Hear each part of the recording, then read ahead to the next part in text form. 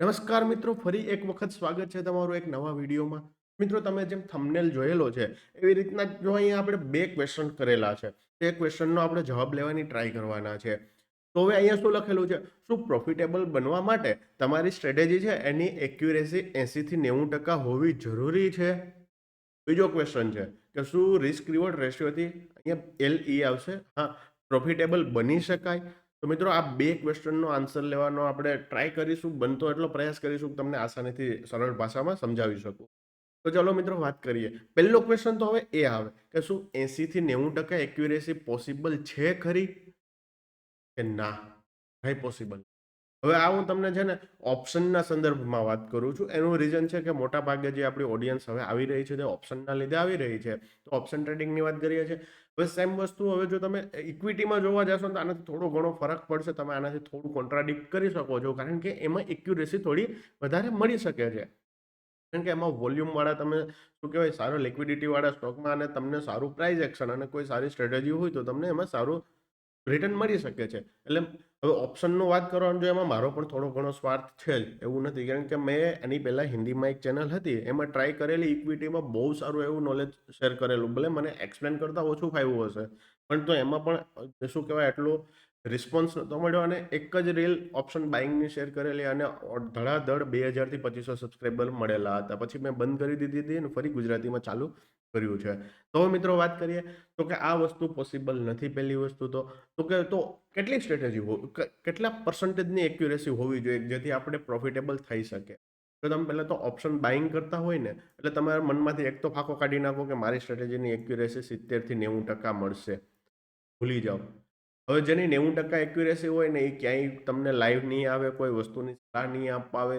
Simple વાત છે, મારી પાસે એવી સ્ટ્રેટેજી છે કે એમની 90% કે 95% એક્યુરેસી છે. તો હું અહીંયા જ્ઞાન પેલવા ન આવું. હું મારું 1 લાખના કેપિટલથી શરૂઆત કરું. કેટલા? 1 લાખના કેપિટલથી શરૂઆત કરું. દર 10 દિવસે કેપિટલને ડબલ કરી અને મહિનામાં 3 લાખ, 2 મહિનામાં 9 લાખ, 3 મહિનામાં 27 લાખ, 5 મહિનામાં શું કહેવાય 1 કરોડ, 2 કરોડ રૂપિયા બનાવી લો અને 4 વર્ષમાં અંબાણીની બાજુમાં નવું એન્ટિલિયા ઊભું કરી લો. હું શું કરવાનું ભાઈ આ કરું? અને જે 90 થી 95% એક્યુરેસી છે એ કોની હશે ખબર? ટેલિગ્રામમાં. ટેલિગ્રામમાં પણ કોની? જે ટિપ્સ આપતા હશે ને એની હશે. એમાં મેન્શન કરેલું હશે કે અમારી સ્ટ્રેટેજી 90 થી 95% છે. તો 90 થી 95% એક્યુરેસી પોસિબલ નથી. પહેલી વસ્તુ તો ઓપ્શન બાઇંગની accuracy max to max 55%, 60%, maximum કોઈ સારા ટ્રેડર હોય તો 65 થી 70% તમને એક્યુરેસી મળી શકે. એમાં પણ સ્ટોપ લોસ તો હિટ થશે ને થશે. તો મિત્રો, શું 55 થી 60%ની એક્યુરેસીમાં પ્રોફિટેબલ બની શકાય? તો ત્યાં વાત આવે રિસ્ક રિવોર્ડ રેશિયોની. તો 110% પ્રોફિટેબલ બની શકે. પણ જો તમે આ બીજો પોઈન્ટ છે તેને સમજાવો હોય ને તો કેમ મિત્રો? સેબીનો ડેટા તો એવો આવે છે કે 10 માંથી 9 લોકો લોસ કરે છે. આ એક ક્વેશ્ચન બને, કામ નહીં? તો એનો પણ આપણે જવાબ લઈએ. તો પહેલા રિસ્ક રિવોર્ડ રેશિયો શું છે? તો મિત્રો, આના પછી તમને છે ને થોડી એક ટેબલ બનાવેલું છે કે તમારી કેટલી સ્ટ્રેટેજીની એક્યુરેસી અને વિન રેટ હોય તો તમને પ્રોફિટેબલ થઈ શકો. તો એનો પણ તમે સ્ક્રીનશોટ કાઢી શકો છો. પણ પહેલા તમને આ સમજાવી દો જે બી નવા હોય. હવે આમાં વધારે આ બધી વસ્તુના ટ્રેપમાં છે ને બિગિનર હોય ને એ જ આવતા હોય છે. જેમને થોડો પણ એક્સપિરિયન્સ થઈ ગયો ને તો આ 80-90%ની એક્યુરેસીમાં ફસાતા નથી. એટલા માટે આપણે આ વસ્તુની વાત કરીએ છીએ.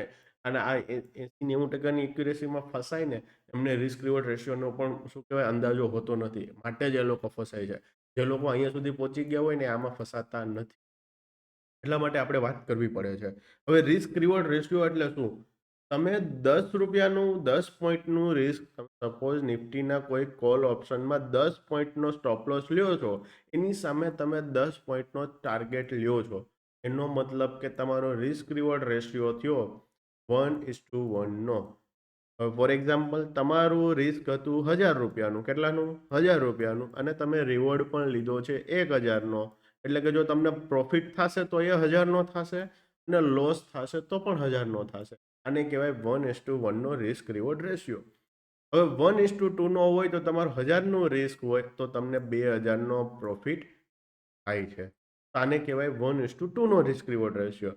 તો જેટલો રિસ્ક ઓછું, હવે તમે કદાચ તમારો સ્ટોપ લોસ છે ને 20 પોઈન્ટનો તમે લઈને હાલતા હોય અને 20 પોઈન્ટનો ટાર્ગેટ લો ને તો એનો મતલબ કે તમારો રિસ્ક રિવોર્ડ રેશિયો બહુ શું કહેવાય ખરાબ કહેવાય. 1:1 એટલે બહુ ખરાબ જ કહેવાય છે. મિનિમમ 1:1.5 સુધી તો જવું જ જોઈએ. તો આ તમારો રિસ્ક રિવોર્ડ રેશિયો બહુ ખરાબ લાગે છે. પણ આ જ વસ્તુ જો હું તમને છે ને સારો લગાડી દઉં કે 20 પોઈન્ટનો તમે જો સ્ટોપ લોસ લ્યો છો અને તમે જો 1:3 એટલે કે 60 પોઈન્ટનો ટાર્ગેટ જો કેપ્ચર કરતા હોય ને તો આ રિસ્ક રિવોર્ડ રેશિયો છે ને બેસ્ટ થઈ. તો હવે તમને આ જો સ્ટોપ લોસ છે ને બહુ નાનો લાગશે કારણ કે તમને સામે 60 પોઈન્ટ દેખાય છે. 60 પોઈન્ટ એટલે ઓછા નથી કહેતો. નિફ્ટીમાં 75 નો લોટ છે, 7 4,000 થી 4500 રૂપિયાનો પ્રોફિટ એક લોટે તમને થઈ જાય. પણ સામે તમારી પાસે એવી એક્યુરેસી કરતા એ રિસ્ક રિવોર્ડ રેશિયો હોવો જોઈએ. તો હું તમને છેલ્લે કહી દઈશ કે 1:3 માટે તમારી એક્યુરેસી કેટલા ટકા હોવી જોઈએ. પરંતુ એક્યુરેસીની પાછળ ભાગવા કરતાં પણ છે ને તમે રિસ્ક રિવોર્ડનો ગેમ સમજો. હવે બીજો એક આપણે ક્વેશ્ચન એ કર્યો હતો કે શું 10માંથી 9 લોકો લોસ તો કેમ કરે છે? આટલું સરળ છે. આ જો સામે જ છે તમારી કે એક્યુરેસી 50% થી 55% હોય ને તો એ તમે પ્રોફિટેબલ થઈ શકો. તો શા માટે લોસ કરે છે? તો આપણે એક એક્ઝામ્પલ લઈએ. સપોઝ કોઈ એ નામનો ટ્રેડર છે. એ અંકિત કરીને ટ્રેડર છે. હવે એ શું કરે છે? આ બિગિનર છે. ભાઈ છે તે બિગિનર છે.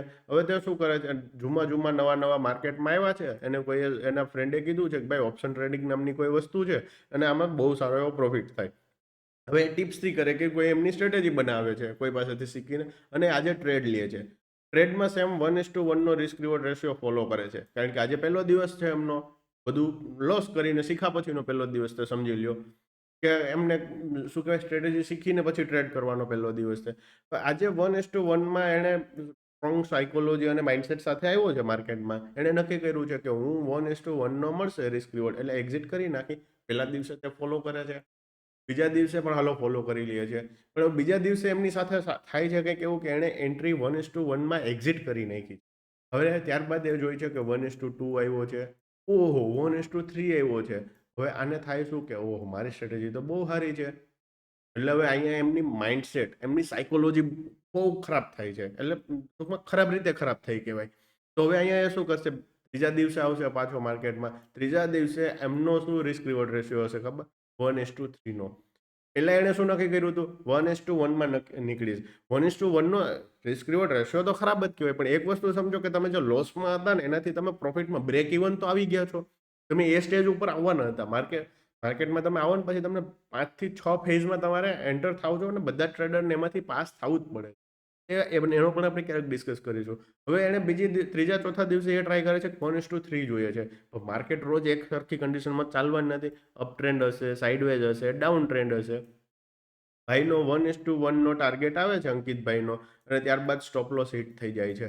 પહેલા શું થયું? 1:1 નો ટાર્ગેટ આવ્યો અને સ્ટોપ લોસ હિટ થઈ ગયો. એમની એક્સપેક્ટેશન હતી 1:3 ની. હરિભાઈનું મગજ ખરાબ થાય છે કે આ તો વળી શું થઈ ગયું મારી સાથે? ફરી પાછા નવા માઇન્ડસેટ સાથે આવે છે કે હું હવેથી 1:1 હવે થાય છે કે આવી રીતના ગૂંચળામાં ઘુસાઈ જાય પછી એને કોઈ આઈડિયા રહેતો નથી અને એ પોતાની સ્ટ્રેટેજીને બ્લેમ કરવા વળગે છે. ખરેખર તો એનો પ્રોબ્લેમ શું હતો? એના માઇન્ડસેટનો. જો એને પહેલા જે ડિસાઇડ કરેલો એના ઉપર સ્ટીક રહ્યો હોત તો એમને કોઈ જ વાંધો ન આવે.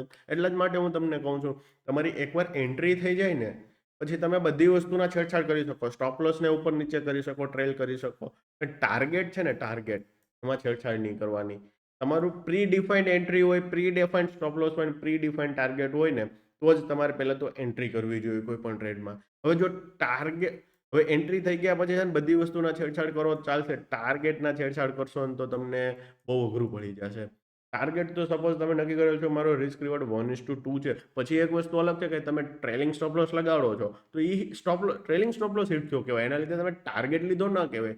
પરંતુ તમે શું કરો? કાલો ને અહીંથી રિવર્સ થયો છે ને તો અહીંયા મારો ટાર્ગેટ છે તો અહીંયા કાઢી નાખું. શું ફરક પડવાનો? 5 પોઈન્ટના તમે 20 ટ્રેડ કાઢી નાખો, 100 પોઈન્ટ ફરક પડે. 100 પોઈન્ટ એટલે એક લોટે 7,500 રૂપિયાનો ફરક પડી શકે. સિમ્પલ કેલ્ક્યુલેશન છે.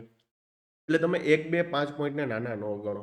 હવે હું તમારી સાથે ટેબલ શેર કરી દઉં કે તમારો વિન રેટ કેટલો હોવો જોઈએ અને રિસ્ક રિવોર્ડ રેશિયો કેટલો હોવો જોઈએ જેથી તમે પ્રોફિટેબલ ટ્રેડર બની શકો. જો આ છે ને હાવ વાહિયાત રિસ્ક રિવોર્ડ રેશિયો કહેવાય 1:1 નો. પહેલાનો સ્ક્રીનશોટ નીકાળી લેજો એટલે વાંધો ન આવે કારણ કે આમાં માર્ક કરી પછી નહીં આવે.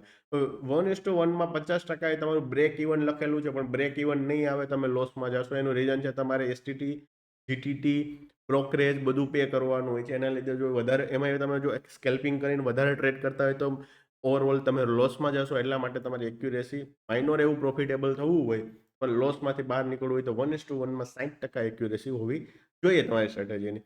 જો તમારે 1:2 જે આપણે ફોલો કરીએ છીએ તો એમાં તમારી એક્યુરેસી 40% હોય ને તો તમે એમાંય જો તમને 55 થી 60% એક્યુરેસી મળી ને તમે નેક્સ્ટ લેવલ બની જાઓ ટ્રેડર. કેટલા નેક્સ્ટ લેવલ ટ્રેડર બની જાઓ છો.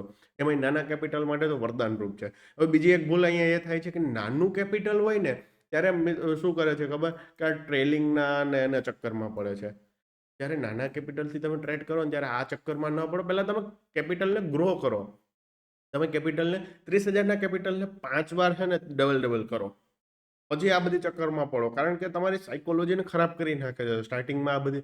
પછી તમે આ બધી એક્સપેરિમેન્ટ કરી શકો, ટ્રેલ કરો. બહુ સારી વસ્તુ છે ટ્રેલિંગ તો. તમને બહુ પણ તમે એક વસ્તુ સમજો કે ઓપ્શન બાઇંગ કરો છો હર વખતે તમને ટ્રેલિંગ કામ નથી આવવાનું.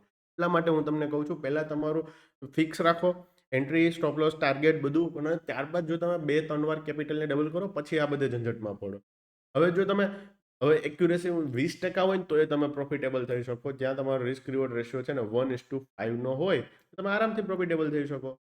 અને 1:4 માં 20% એ તમે બ્રેક ઇવન એટલે કે બ્રોકરેજ ને એ બધું થોડું ઘણું આવે. તો હવે તમે અહીંયા એક વસ્તુ જોઈ શકો છો 60% એક્યુરેસીમાં એ માઇનોર એવો પ્રોફિટમાં આવીએ છે અને 20% થી 30%ની એક્યુરેસીમાં તમે પ્રોફિટમાં આવી જાઓ છો. આવું શું કરવા તો કે એ ખેલ થયો રિસ્ક રિવોર્ડ રેશિયોનો. મેં તમને શરૂઆતમાં જ કીધું એવી રીતના કે તમે તમારી એક્યુરેસી છે ને એને તમે 60%થી ઉપર ઓપ્શન બાઇંગમાં લઈ જાવ એ બહુ હાર્ડ વસ્તુ છે. નો ડાઉટ ઘણા બધા લઈ જઈ શકતા હશે, લેતા પણ હશે, આપણને કોઈ આઈડિયા નથી, પરંતુ છે થોડું અઘરું. એટલા માટે આપણે કીધું હતું કે રિસ્ક રિવોર્ડ રેશિયોની ગેમ આપણે કરી શકીએ. અને એમાં જો તમારી સામે આ કોષ્ટક છે કે તમારે પ્રોફિટેબલ થવું હોય તો આ વસ્તુ તમે આટલા ટકા એક્યુરેસી અને આટલો રિસ્ક રિવોર્ડ રેશિયો હોય તો તમે પ્રોફિટેબલ થઈ શકો. તો મિત્રો આનો એક સ્ક્રીનશોટ અથવા તમે પેજમાં નોટ ડાઉન કરી લેજો જેથી આગળ જતાં તમને કામ આવી શકે. ચલો મિત્રો, આશા રાખું છું તમને કંઈક સમજાવણું હશે, કંઈક શીખવા મળ્યું હશે. મેં મારા બનતા પ્રયાસો કર્યા છે કે તમને સરળ ભાષામાં સમજાવી શકું. તો ચલો મિત્રો, મળીએ નવા વિડીયોમાં નવી માહિતી સાથે. ત્યાં સુધી હેપી ટ્રેડિંગ. જય શ્રી રામ, જય હિન્દ. Thank you.